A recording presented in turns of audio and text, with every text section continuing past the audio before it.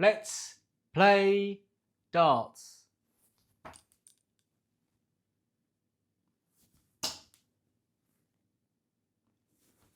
Ladies and gentlemen, a 13 to start proceedings.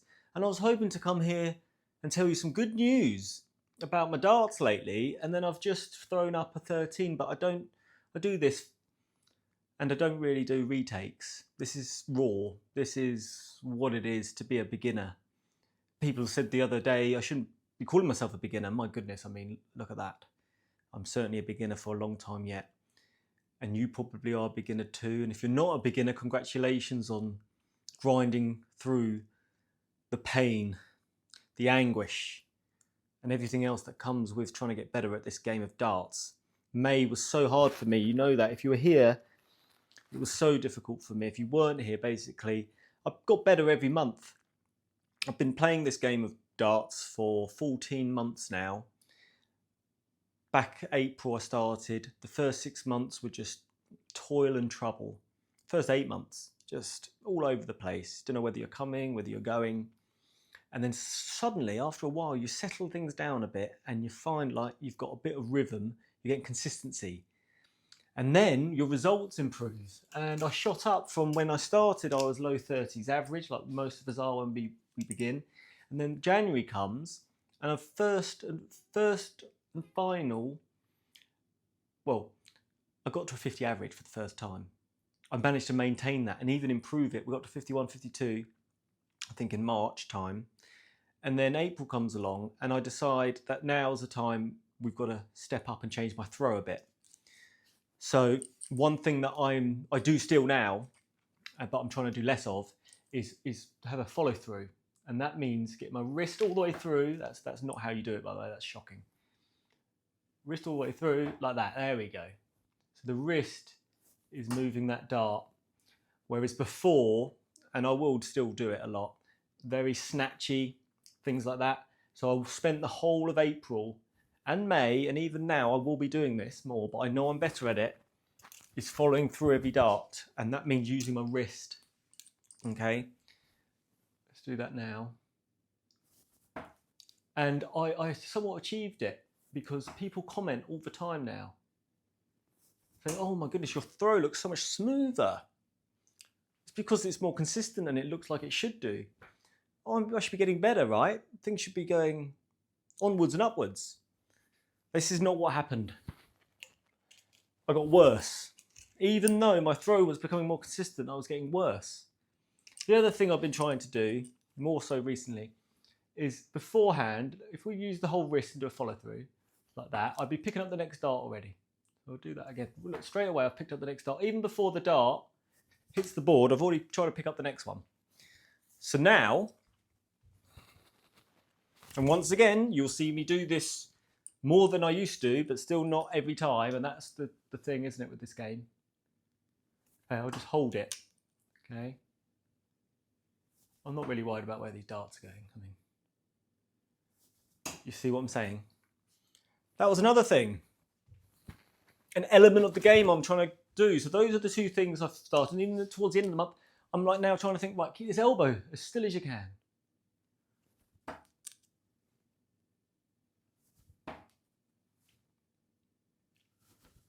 Okay, these are the things I did. Why would I be getting worse? It doesn't make sense. It's not science, is it? If you've trained all month and you've improved the things you want to improve on, why was my game getting worse? Well, June comes along. The last week's the best I've played since this travesty happened. Yesterday, sorry, I didn't play darts yesterday. I haven't played darts for 2 days. We're back on the oche though. Let's not get distracted, Samson. What changed? So what happened in June? What's happened? Well, I hit the whole of May. I didn't hit a 180. I think I hit 1 at the end. So this was right at the end. Hit my 27th 180. So that crept in my game first. Hello. Next of all, last week I hit my best ever leg. I think it was like a 95 average leg. I hit a 16 dart leg. Best of all the matches I've ever played. Never hit a 16 dart leg. That happened. My games last week were better online. More often than not, my average was between 50 and 60, which had not been happening. Then I beat DartBot 7 last week, averaging 59. So there's been a real change. Why is this, I hear you? Well, let's finally get to the point, as I'm sure you're all saying. What is the point of what you're trying to tell us? Well, all those things I've done in April and May with my throw, that's fine. That hasn't made me worse. What made me worse is that I forgot to do something that is the single most important thing that improved my throw since day one. Now, for you, it may be something different.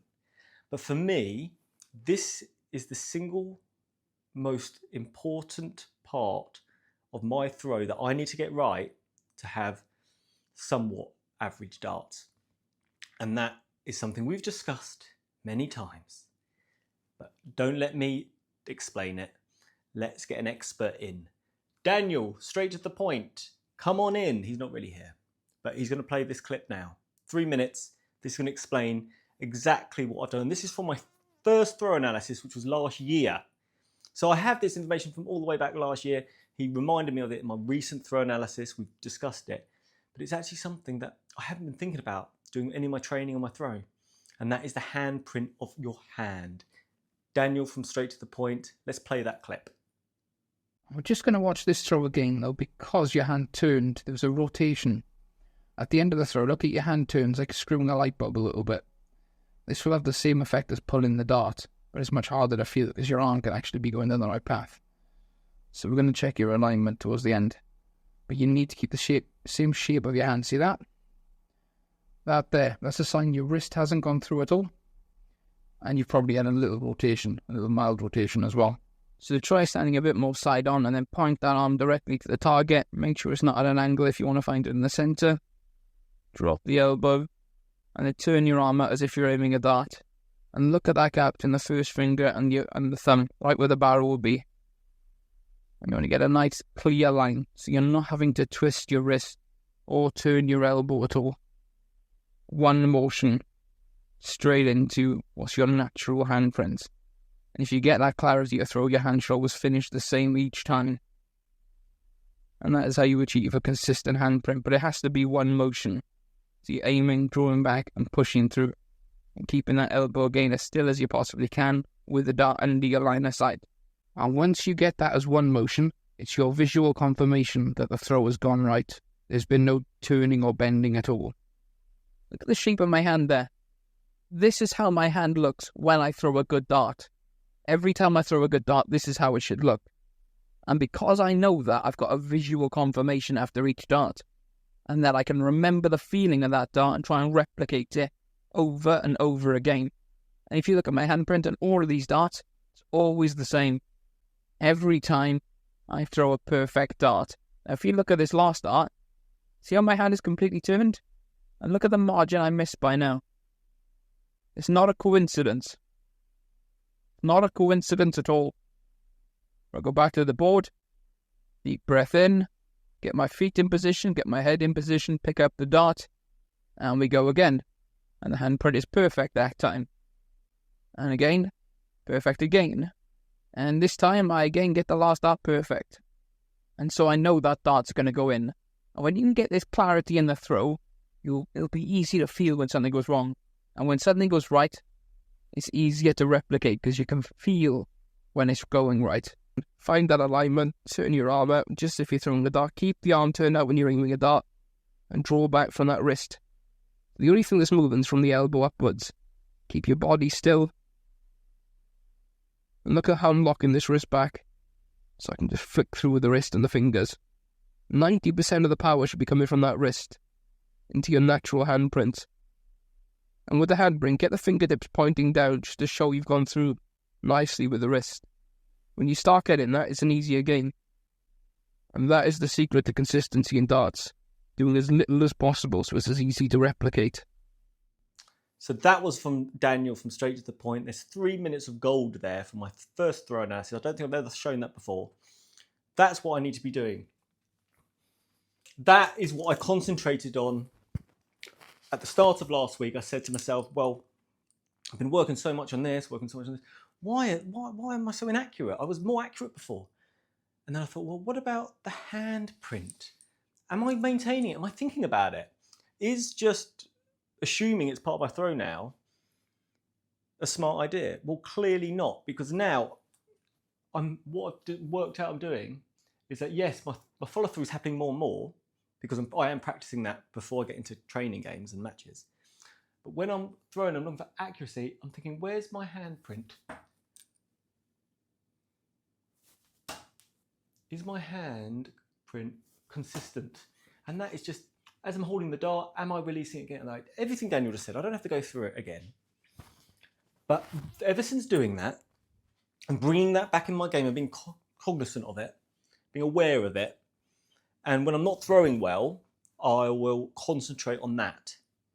Okay, so if I'm thinking, well, I'm being so snatchy with my darts, okay, we'll go back to getting this follow through in like this, and I won't think about that handprint. Okay, can I hold the dart in position? Yes, I can. They're all good. Happy with that. That's a 60. We carry on now. If for about 9 darts, let's say, my accuracy started going all over the place, what I will do is, right, Samson, where's your hand at? Just concentrate on that handprint. Okay, and that helped me get back into the swing of things. So I think this handprint business is such a key part of the game. And I've seen people write on Facebook groups and stuff, my dart wobbles in the air. That has got to be doing with this release and this handprint in your hand affecting the dart. I just think it's really struck me in the last week, because my results have improved so much, how key this part of my game is. If you're really struggling, concentrate on your handprint. Concentrate on where your hand's going. There's loads of better videos out there on handprint from Daniel, from other coaches or darts channels, I'm sure, that can help you explain, because it's hard to understand. I remember when I had we did that webinar, that 2-hour video with Daniel. He explained it there. I didn't really quite get it. It took a while for it to sink in the mind and the body. Right, let's throw a few at doubles, because we need to now prove, the proof is in the pudding, right? Have I got better? Now, I did throw a 23% doubles earlier, so I was really pleased with that. So I'd love to get something close to that. Right, let's go double one. Yeah.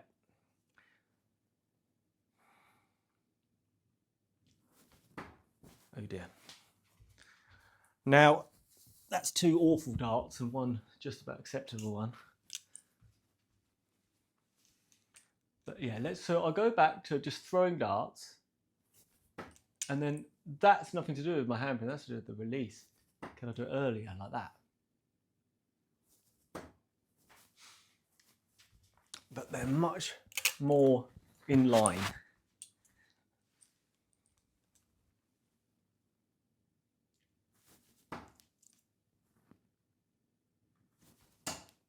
Double 2. That's poor dart thrown. That was poor dart thrown. But we're on 2. Yeah, I was really pleased just to have one good week. Oh look, I had man flu and stuff in May. Everything was demoralising. That didn't help either. But reminding myself of this key element, the throw, has really brought back a little bit of quality to my game. I mean, to hit a 16 dart leg, you've got to have a little bit something about you. Now that gave me the confidence that I still can get better at this. To hit a 16 dart leg, that was what I needed. Sometimes you just need something, don't you? Just to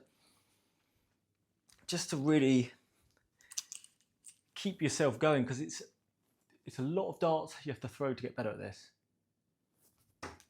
3. Port.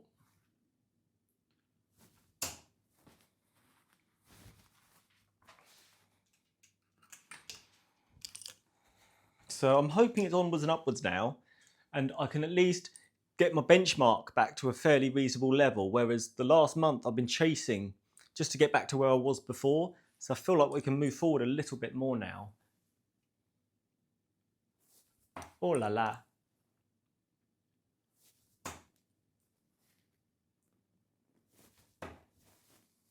See, these ones won't punish myself for them. They're close enough that... Sorry guys, I lost you there. The alarm went off on my phone and that cancels the recording. So for anyone who cares, my setup is pretty limited. I mean, as you can tell from the editing on this, which is somewhat limited, there's not a huge amount that goes into production. We've actually got two iPhones here, which are my phones. One is my old phone, one is my current phone, and I have alarms, and it happened to go off because it was a reminder to take some vitamins. But I actually took the vitamins beforehand. Vitamin D, for anyone's interested, zinc, fish oil, and I tried this ashwagandha stuff. People talking about that. Got terrible anxiety lately. Just sleepless nights with cold sweats. It's just been causing me all sorts of grief about my position in the world and whether or not, I don't know. I just wake up every night with the terrors of the world going through my body and soul. But apart from that, I'm feeling great. Right, let's go number 3. Are we on 3? I think we're on 3 still. Sorry about the interruption though. Oh, come on, man.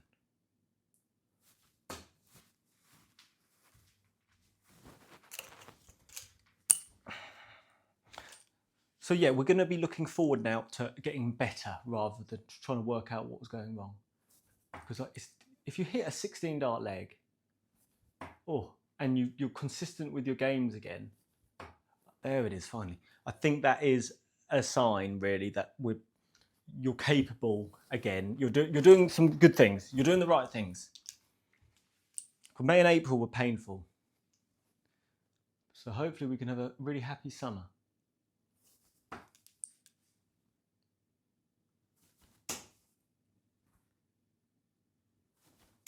Ooh, not bad darts, I don't mind those at all. All missed.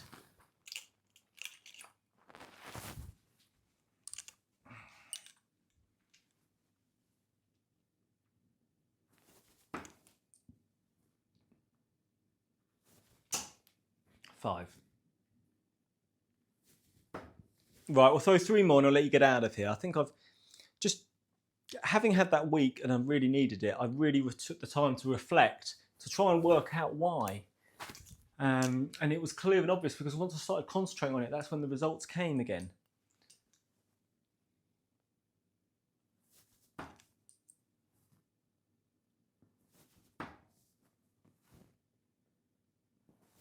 Oh, that's poor.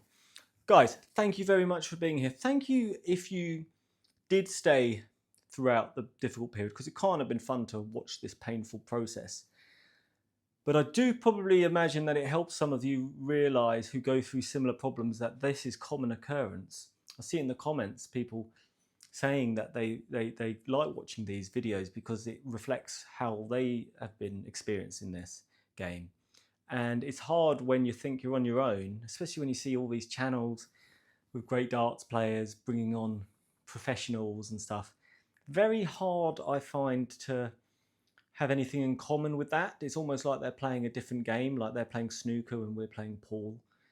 But, you know, nonetheless, we do endeavour to be one day playing snooker, and that's what we're chasing. So we're chasing that perfect dart, and we're going to wait for a while, but we're going to keep going.